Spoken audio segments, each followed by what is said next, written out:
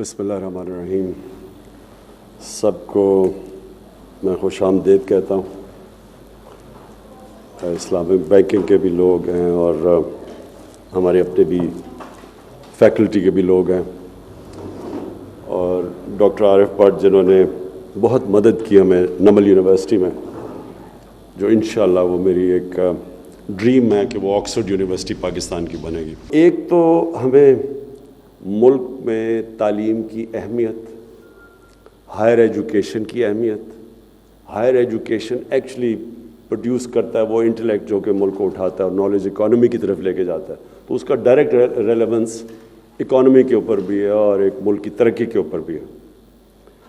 لیکن ایک دوسری پہلو ہے جو کہ جس کے بغیر ایک معاشرہ نہیں چل سکتا آگے. یہ جو بھی سینٹ کا الیکشن ہوا، اس میں جو سب کے سامنے قوم کی جو چیزیں آئیں کہ ملک کی لیڈرشپ کے اوپر خرید و فروخت ہو رہی تھی جس طرح کوئی بکرا منڈی میں لوگ بک رہے ہوں، اور اس کے اوپر پھر جو انصاف کا نظام تھا اس نے بھی اس کے اوپر کوئی ایکشن نہیں لیا. تو میں یہ کیوں کہتا ہوں کہ، اور اس پہ آتا ہوں کہ القادر یونیورسٹی، یہ میری ایک سوچ تھی بڑی دیر سے کہ ایک ایسی ایک یونیورسٹی ہونی چاہیے جو لوگوں کو یہ تو بتائے کہ انسان اور جانور میں فرق کیا ہے. جانور تو دنیا میں آتا ہے، کھاتا ہے، پیتا ہے، بچے پیدا کر کے مر جاتا ہے. انسان اگر وہ بھی دنیا میں صرف کھا پی کے بچے پیدا کر کے مر جائے تو اس میں اور جانور میں کیا فرق ہوا؟ انسان کے اندر جب اللہ نے کہا تھا نا کہ میں نے تمہیں دنیا کی عظیم مخلوق، اشرف المخلوقات پیدا کیا، اور پھر فرشتوں کو کہا کہ اس کے سامنے جھکو، اور وجہ بتائی شیطان نے جب نہیں جھکا کہ تمہیں نہیں پتہ انسان کو میں نے کیا صلاحیتیں دی ہیں. اور مولانا رومی نے اس کو اس طرح ترجمہ کیا، اس کا اور ورژن پریزنٹ کیا. مولانا رومی نے کہا کہ انسانوں کو کہ جب اللہ نے آپ کو پر دیے ہیں تو کیوں چونٹیوں کی طرح زمین پہ رینگ رہے ہو؟ سو انسان کا بہت بڑا مرتبہ اللہ نے بنایا ہے. پرابلم یہ ہے کہ انسان زیادہ تر دنیا میں عقل مند جانور کی طرح پھرتا ہے. القادر یونیورسٹی کا مقصد کیا ہے کہ یہ جو ہمارا جو دین ہے یہ کیسے لوگوں کی زندگی میں ریلیونس لے کے آتا ہے. بدقسمتی سے مسجد میں جو جاتے ہیں اور جو مسجد سے باہر نکلتے ہیں اس کی ریلیونس نہیں ہوتی، جو کہ اسلام کی جو بیسک ایک انسان کو کیریکٹر بلڈنگ ہوتا ہے، اس میں اچھے برے کی تمیز بتاتا ہے، اس میں زندگی میں آنے کا مقصد بتاتا ہے. وہ مسجد کے اندر وہ ٹرانسلیٹ نہیں ہو رہا انسان کی زندگی کے اوپر. جب محمد عبدو آج سے کوئی 125 سال پہلے یورپ گئے تو اس نے مصر میں آ کے،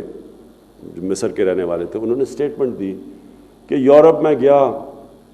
مسلمان تو نہیں نظر آئے لیکن بڑا اسلام نظر آیا، اور واپس مصر آئے تو کہا کہ یہاں مسلمان تو بہت ہیں، اسلام نہیں نظر آ رہا.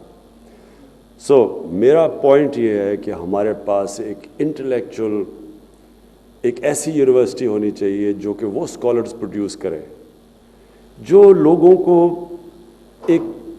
جس طرح ایک ازہر یونیورسٹی نے ایک دفعہ مسلمانوں کے اندر، وہ بھی ایک سینٹر تھا لرننگ کا، سارے جاتے تھے، اسکالرشپ ہوتی تھی، بڑی بڑی ڈبیٹس ہوتی تھیں، بڑے بڑے، یعنی جو ٹاپ ہمارے سائنٹسٹ تھے وہ ان کا جو انڈرسٹینڈنگ دین کی تھی اور قرآن کی وہ بھی بہت تھی. یہ بڑے بڑے سائنٹسٹ تھے، تو ساتھ ساتھ چل رہا تھا، سائنس بھی چلتی تھی اور ان کو دین کی بھی سمجھ تھی. اب یہ بالکل سیپریٹ ہو چکا ہے، اور میں یہ چاہتا ہوں کہ اس یونیورسٹی میں وہ اسکالرشپ آئے جو کہ یہ آگے، جس طرح علامہ اقبال کا تھا کہ دی ریکنسٹرکشن آف ریلیجس تھاٹ کی ایک انہوں نے کتاب لکھی ہے، کہ اس کو اب آگے لے کے جائیں ہم. کیونکہ جو اسلام ہے اس کے جو علامہ اقبال کی سارا تھیسس تھا، اس کے جو فاؤنڈنگ پرنسپلز ہیں وہ تو چینج نہیں ہوتے، لیکن باقی چیزیں اجتہاد اس سے چینج ہوتی رہتی ہیں، وقت کے ساتھ وہ گرو کرتا ہے ہمارا دین. وہ اسٹیگنیٹ نہیں کرتا، اور وہ تب کرتا ہے جب کہ اسکالرز اس کیپبلٹی کے ہوں جو کہ ڈبیٹ کر کے تھاٹ پروسیس آگے لے کے جائیں۔ تو القادر انشاءاللہ میرا وہ ویژن ہے کہ یہ ہمارے ملک میں ایک ہماری سوچ کو ڈیولپ کرے گا۔ اس وقت جو ہمارا یوتھ ہے وہ اتنا متاثر ہے مغرب سے،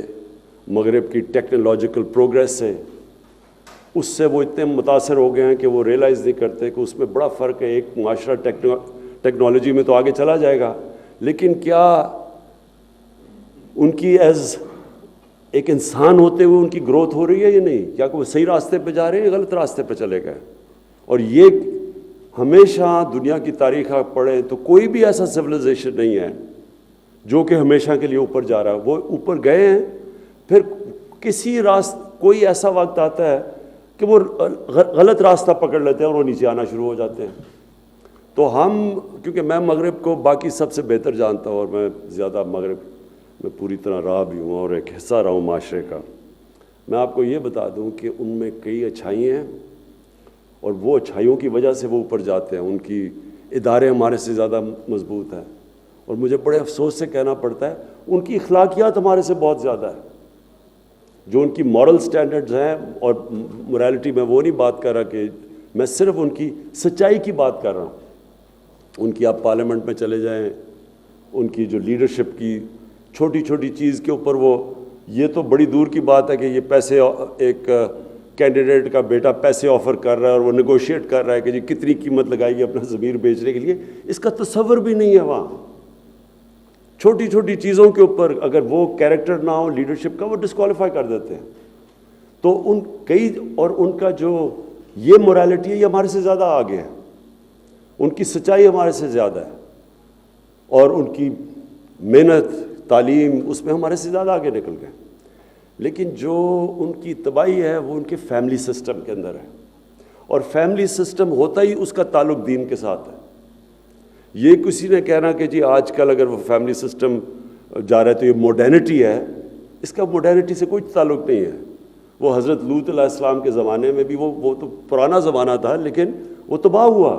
ان کی مورالٹی، جب ان کا جو فیملی سسٹم سارا کریش ہوا تو معاشرہ گیا، اور جب مورل سسٹم تباہ ہوتا ہے تب بھی ایک معاشرہ چلا جاتا ہے۔ جو آپ دنیا کے سویلائزیشنز اٹھا کے دیکھیں تو جب وہ پیک پہ ہوتے ہیں تو ان کی مورالٹی، ان کے مورل سٹینڈرڈز، یعنی ان کی جو سچائی اور ان کی جو ایمفسس مورل ویلیوز پہ، وہ کنٹمپری سویلائزیشن سے زیادہ اوپر ہوتی ہیں۔ اور وہ جب نیچے جاتے ہیں وہ مورالٹی کولیپس ہوتی ہے۔ فائنینشیل کولیپس پہ سویلائزیشن نہیں نیچے جاتا، ان کے جب مورل ویلیوز کولیپس ہوتے ہیں وہ نیچے چلا جاتا ہے۔ جو جرمنی اور جاپان کی میں مثال دیتا ہوں کہ وہ بالکل تباہ ہو گئے تھے سیکنڈ ورلڈ وار کے بعد، لیکن وہ 10 سال میں پھر کھڑے ہو گئے۔ لیکن کئی ملک ہیں آپ کے سامنے، فیلڈ سٹیٹس ہیں، آپ فیلڈ سٹیٹس میں دیکھیں، اصل وجہ یہ نہیں ہوتی کہ ان کے پاس کوئی وسائل کی کمی ہوتی ہے، مورل کولیپس ہوتا ہے۔ چوری پہ لگے ہوئے ہوتے ہیں، کرپشن کو ایکسیپٹ کر لیتے ہیں۔ کرپشن کا مطلب جو پیسے، جب ایک ایلیٹ ایک ملک کی پیسے پہ چلی جاتی ہے تو مورالٹی کولیپس ہو جاتی ہے۔ تو فائنلی کمنگ ڈاؤن کہ میرا یہ ویژن کیا ہے، میں یہ سمجھتا ہوں کہ ہمارا دین اسلام میں جو گائیڈنس ہے، اس گائیڈنس کے لیے لیڈرشپ چاہیے، اور مجھے افسوس سے کہنا پڑتا ہے کہ وہ لیڈرشپ بہت پاکستان میں، یعنی جو ملک بنا ہی تھا اسلام کے نام پہ، اور جو علامہ اقبال کی خواب ہی یہ تھی کہ ہم نے ایک ماڈل بنانا ہے دنیا کو کہ اصل میں اسلام کیا ہے، یہ اصل میں لیڈرشپ یہاں سے نکلنی چاہیے، جو میری ساری خواب ہے، جو کہ وہ لیڈرشپ پروڈیوس کرے گی جو تھاٹ لیڈرز ہوں گے، جو بتائیں گے لوگوں کو، جو ریسرچ کریں گے، جو نبی صلی اللہ علیہ وسلم کی جو زندگی کے اندر چیزیں، ان کی پورا کہ وہ سارا کانسیپٹ مدینہ کی ریاست کا کیا تھا، انہوں نے کیا وہ ریاست سیٹ اپ کی، جس کے اندر کون سے وہ پرنسپلز تھے، وہ ایٹرنل پرنسپلز تھے، ہمیشہ کے لیے انہوں نے سیٹ کیے، جس نے قوم کو اٹھا دیا۔ اور پھر وہ کیا کیریکٹر بلڈنگ انہوں نے لوگوں کی کیا کی کہ جو ان کے قریب تھا سب لیڈرز بن گئے۔ کبھی بھی دنیا کی تاریخ میں اتنے تھوڑے ٹائم پہ اتنے عظیم انسان نہیں ہوئے جو کہ اس زمانے میں تھے، اور وہ سب ان کی مثال دیکھ کے، ان کے کیریکٹر کو دیکھ کے، سب انہوں نے سارے معاشرے کی کیریکٹر اوپر اٹھا دیا اور معاشرے کو لیڈرز بنا دیا۔ اتنے ایک میں کتاب کو ریفر کرتا ہوں کہ دی عرب کانکویسٹ، وہ ہمیشہ اس کے اندر صرف ایک چیز ہے کہ وہ سب حیران تھے کہ نہ ان کے پاس کوئی زیادہ فوجیں بڑی ہیں، نہ ان کے پاس کوئی نئے ہتھیار ہیں، یہ کیسے ساری دنیا پہ چھا گئے لوگ۔ تو وہ اسٹڈی کرے، وہ یہاں سے ہمیں اسٹڈی کرنا چاہیے، وہ کون سی کیریکٹرسٹکس تھیں جنہوں نے ان لوگوں کو اٹھایا۔ اور ہمیں قرآن میں اللہ کا حکم ہے کہ ان کی زندگی سے سیکھو، نبی صلی اللہ علیہ وسلم کی زندگی سے سیکھو، کیونکہ وہ ہماری بہتری کے لیے، جب ہم وہ سیکھتے ہیں تو وہ یا انسان کو اٹھا دیتے ہیں، اور اگر ملک وہ پرنسپلز اڈاپٹ کرتا ہے تو وہ ملک اوپر چلا جاتا ہے۔ اور میں یہ چاہوں گا کہ یہ پھر جو ہم یہاں ریسرچ ہوگی، پھر یہ سارے ہمارے ایجوکیشنل انسٹیٹیوشنز میں جائے گی، ہمارے ایجوکیشنل انسٹیٹیوشنز میں گائیڈنس جائے گی کہ ہم نے بچوں کے لیے کس لیول کی انہیں کرنی ہے، کیونکہ ابھی میں دیکھتا ہوں اسلامیات کا کوئی ایفیکٹ ہی نہیں ہوتا بچوں کے اوپر، ان کی ریلیونس ہی نہیں ہوتا۔ ہم ان کو وہ کتابیں پڑھا دیتے ہیں جو اس ایج پہ ان کو سمجھ نہیں ہوتی، تو ہم نے کیسے ان کو کیا بتانا ہے، کیسے ان کے کیریکٹر کیسے بلڈ کرنے ہیں، کیسے ان کو فیوچر لیڈرز بنانا ہے۔ اور یہ ہوگا جب تک کہ ہمارے ملک میں